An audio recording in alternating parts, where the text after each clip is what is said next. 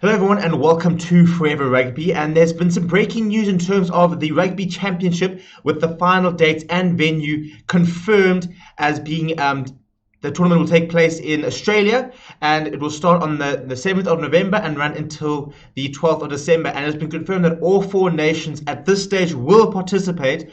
But the biggest problem is obviously South Africa currently still has its borders closed, and so their participation in the tournament sort of hangs in the balance unless in the near future the restrictions are lifted and South Africa or the Springboks are allowed to travel to Australia and be part of the tournament. And it's a bit of a tricky situation because obviously New Zealand and Australia have both been playing rugby for a good month or two, with the domestic Super Rugby tournaments both in the two nations, whereas Argentina and South Africa haven't played any rugby since the lockdown. And so one of the reasons that Australia was apparently awarded the hosting rights for the tournament was due to the fact that given the current government restrictions, stuff like that, the teams can actually train together whilst under the 14-day mandatory isolation. So when the teams go over there for the 2 weeks before or 3 weeks before, whatever, they can actually train during that 14-day period, as opposed to being restricted to being in a hotel or whatever, which gives them a chance to sort of up the fitness and up the match sharpness and stuff like that. So look, South Africa is trying to work towards the start of a Currie Cup competition, and obviously that will be very important in terms of players getting back to match fitness, being able to play a bit of rugby before the Rugby Championship. But obviously, we have to wait and see what happens. The players at this stage have returned to full contact-based training. They're obviously still wearing masks and lots of different regulations regarding the training and stuff like that. But it is a big worry for South Africa and for Argentina that they've played next to no rugby in the last few months and will have next to no and could have like very little or no match practice going into the tournament. So look, to be fair, I don't think it's going to be one of those tournaments where it's going to be played out of necessity for the tournament rather than competitiveness. I don't think anyone will really sort of take the performances to heart and really focus on the result. It's more about just getting back to normality and about actually playing the Rugby Championship this year and making sure that the competition continues. Because obviously there is a big problem with the domestic competitions in terms of what is going to happen next year. Is South Africa going to be in the Super Rugby next year? Are they going to go move to the Pro 14? What's going to happen with the Super Rugby teams? And so, given that sort of the unsureness of the situation, it is very important for SANZAAR to actually have this competition and to keep South Africa playing in the Rugby Championship. Obviously, there was a lot of talk about South Africa possibly moving to the Six Nations in this year's tournament, and with us, the whole idea of us going north, does South Africa continue to play in the Rugby Championship?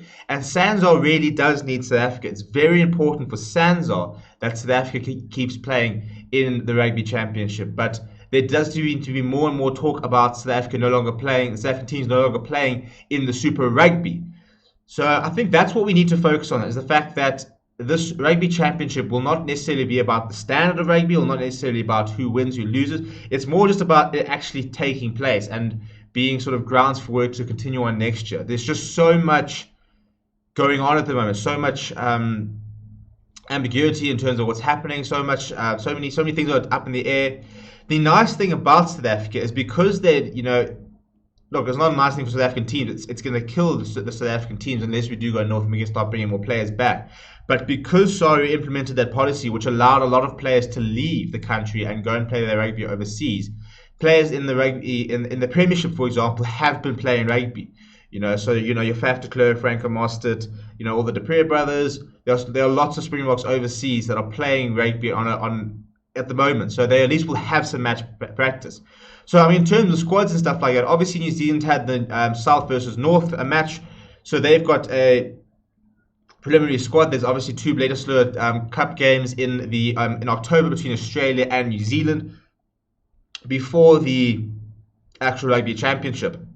And so, in theory, New Zealand and Australia should be the two favourites for the Rugby Championship, simply because they've played the most rugby.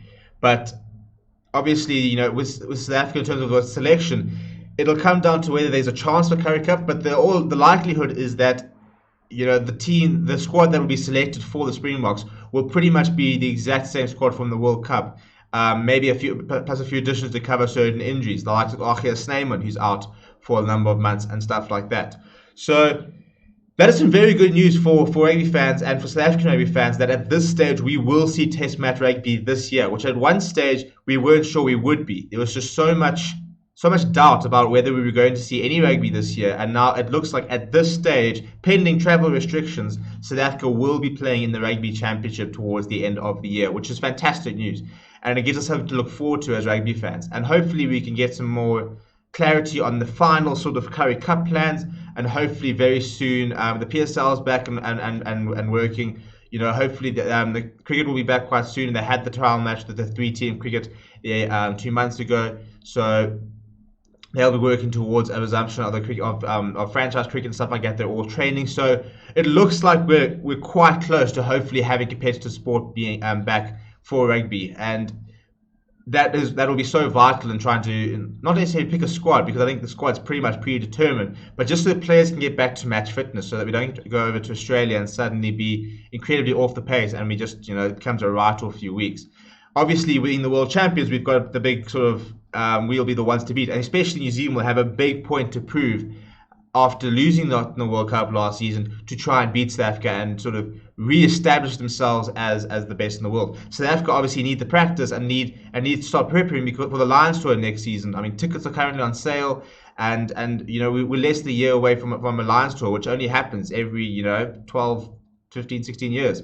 So it is vital that South Africa starts playing more and more rugby, and we get to the Springboks can have more time to continue to sort of build on their World Cup win going into the Lions tour next year. There are two major bucket list things as a South African rugby player, and that first obviously is a World Cup and playing in the World Cup and trying to win the World Cup, and the second is a Lions tour. And I can't wait for the Lions tour. I know everybody's very excited about it. It should be a lot of fun. It should be some great rugby, and this is just one of those things where we just need to make sure that as much as we can this year, rugby is played and the players do get a chance to go out on the field and continue to build as a team, as a group, so that we have some momentum come sort of June, July next year when the Lewis and Irish Lions come over. So very good news on that front, and very cool to see we've got a date, and it's going to be a 6-week tournament. There'll be 12 matches. Every team plays each other sort of home and away.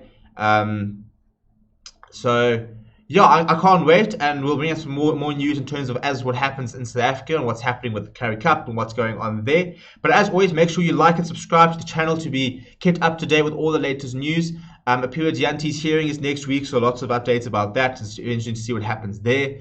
For example, if he gets completely cleared and gets a chance to play, maybe he could be knocking on the door of the squad. I think that's being very optimistic, but you never know until you try. So that's what's happening. Make sure you like and subscribe to the channel. Jump in the comments. Let me know what you think. Are there any outside players that you'll potentially think of selecting? As always, make sure you go and follow Forever Rugby on Facebook, as well as Forever Sports on Facebook, Twitter, Instagram, and the likes. My name is Stephen Pettit. I hope everybody is doing very well, getting up for the weekend to come, and we'll see you guys very soon for another rugby update. Until then, keep well.